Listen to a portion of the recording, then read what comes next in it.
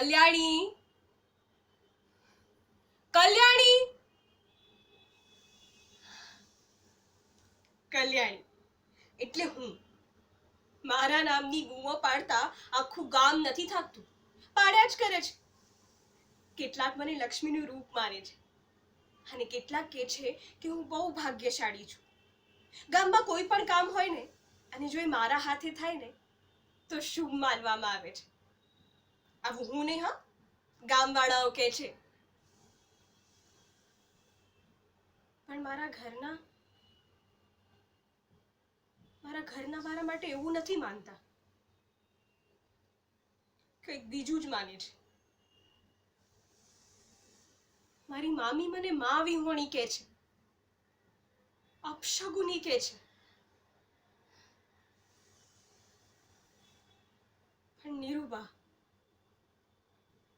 આખા ઘરમાં નીરુબા મને બહુ પ્રેમ કરે, મારું બહુ ધ્યાન રાખે છે.